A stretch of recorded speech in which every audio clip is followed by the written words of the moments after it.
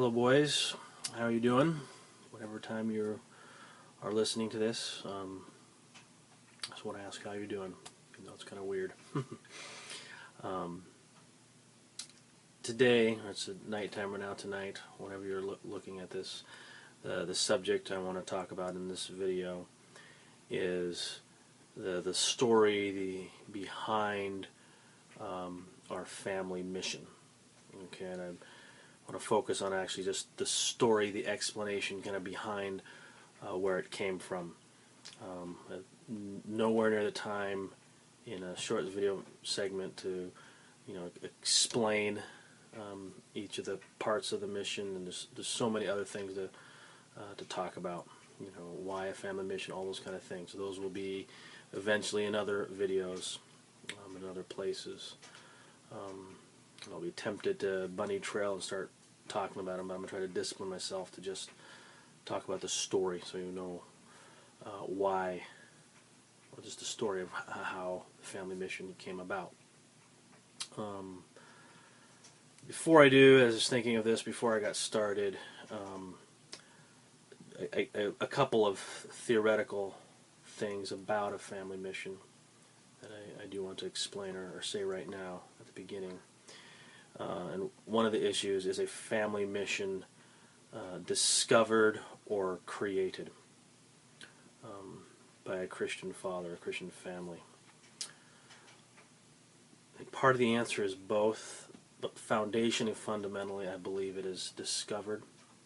Before I forget, this is a mental note to myself, I said there's two things. The one issue is the question of discovery versus creation, and the other issue is even if there is specific missions for individual families versus just one common mission from God for all families.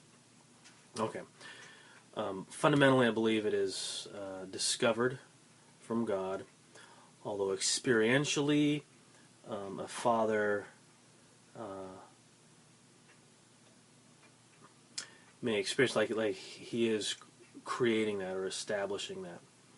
It's just one of those paradoxical, I believe, paradoxical mysteries, how God works through things. It's not as if, it's just an all subjective, a dream.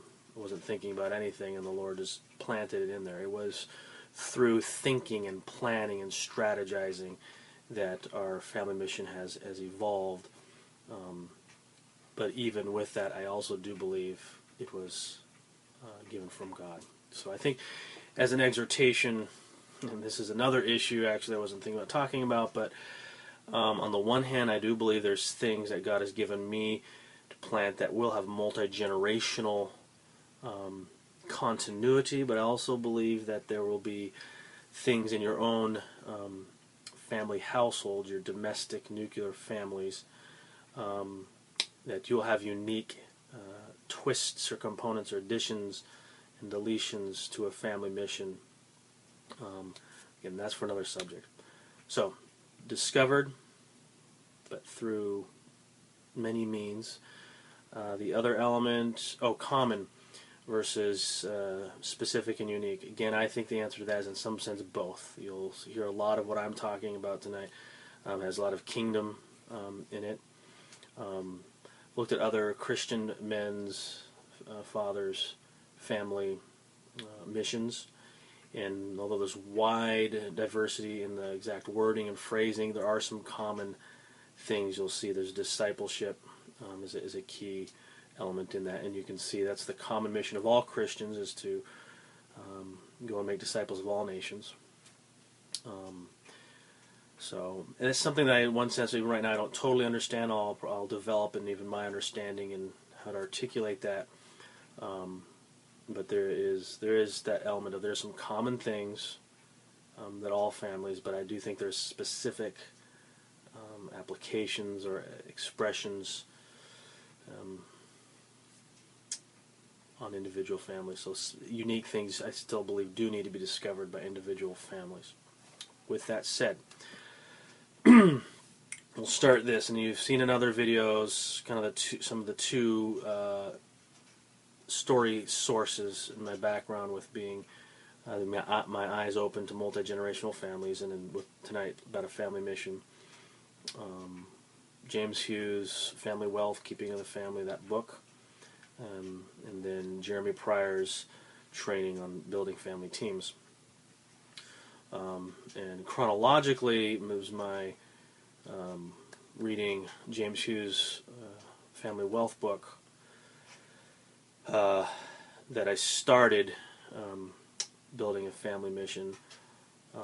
Although kind of foundationally or theologically, it was the biblical, theological component that Jeremy helped reveal that really released it and gave it a biblical and theological grounding. Just not the irony of this, just so happened that a secular book kind of started my thinking, and I think that's another way the Lord works. It's okay. So let's see. This is again what I'm thinking. What I might want to do here might be split up into two videos. I don't know if I'll be able to get it all done, so we'll give the first part of it.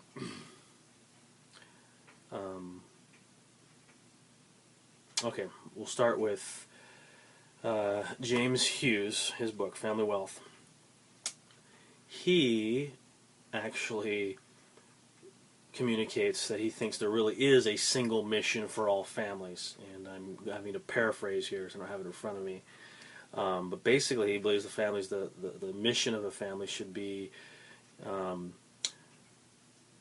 enhance each individual members of a family their pursuit of happiness. And so he uses the pursuit of happiness in the same sense from the United States, the Declaration of Independence. Excuse me. Philosophical happiness as the mission of every family. First thing, let me just quick comment on happiness as it is used in the Declaration of Independence. Most Christians and most people actually don't understand that philosophically. It is very commonly misinterpreted as some alternative to as some sort of hedonism, like it's a pleasure, just pursue, it's just this selfish thing.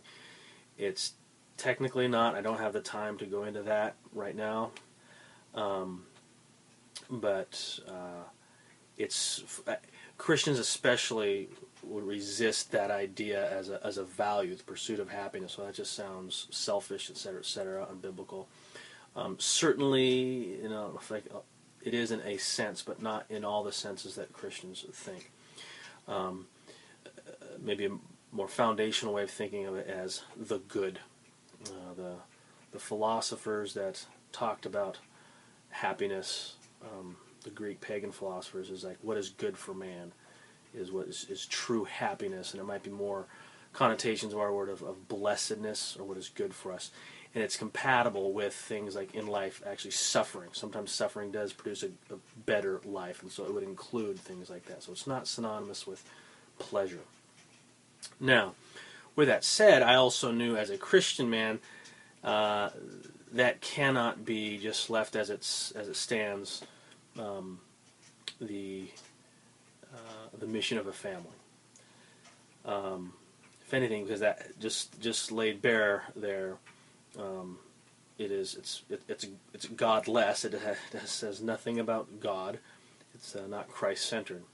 It doesn't not have the right context.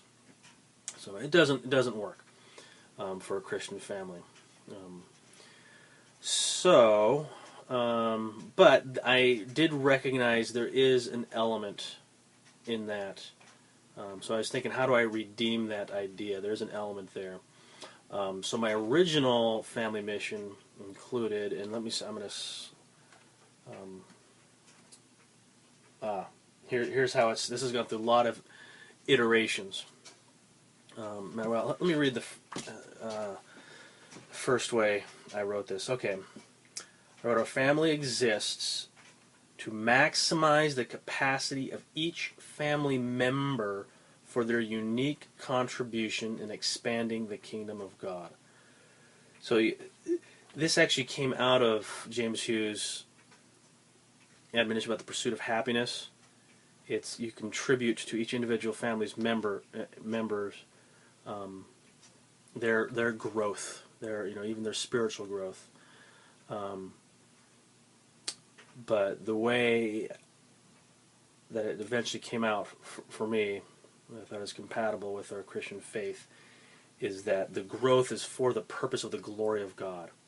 I'll just throw this in here right now, see how this connects. This idea of the pursuit of happiness, where it gets close to a Christian ideal principle, is, we know from the Westminster Shorter Catechism, is what is the chief end of man? To glorify God and enjoy Him forever. So to glorifying God actually comes with, now I remember what I wanted to say. The pagan philosopher's idea of happiness actually can't even be achieved by pursuing happiness. This is C.S. Lewis's first things first. You don't get second things by putting second things first. You get second things by putting first things first. So this is where James Hughe, as a secular pagan author, is confused and has got it wrong. You can't just put bare bones the pursuit of happiness just out there in the wrong context. But by pursuing that alone, you will actually not achieve it. You pursue the glory of God, and with that does come human blessedness. So that was how one of the first pieces of our family mission, as I just read right there. Originally, let me read it again. To maximize the capacity of each family member for their unique contribution in expanding the kingdom of God. Okay, so this has to deal with, so on an individual level, we all yearn for growth to fulfill our capacity. So that's part of the family mission, is to do that for the purpose of God's kingdom. How we have it written now is our family equips family members to fulfill their kingdom calling. So just have pared that down into a little easier to remember phrase, with the same idea there. So, and with that, actually, looking at the time here, we'll leave this as the first explanation for kind of the story behind where the family missions come from. We have 3 parts of it. In the next video, I'll explain the other 2 parts and kind of the history and the transition of that. So, yes. Is there anything else that I want to talk about here before we wrap up? Maybe just this last thing. The reason why I'm thinking at the very beginning here, talking about family mission, is if there's, putting the question before myself, if I were to be taken from you guys tonight, it is very important that you guys receive the mission that has been given to the family and carry that out multi-generationally through your families as you steward that. And I do assume and believe that God has given that to our family, these things to our family, and that you're responsible for them. These are the things you need to be doing. As you grow older, you'll learn to understand them more and how to implement them. But whatever happens, the mission God has given you is your responsibility. So you need to know it and be responsible for it, above all else. I'll see you in the next video, boys.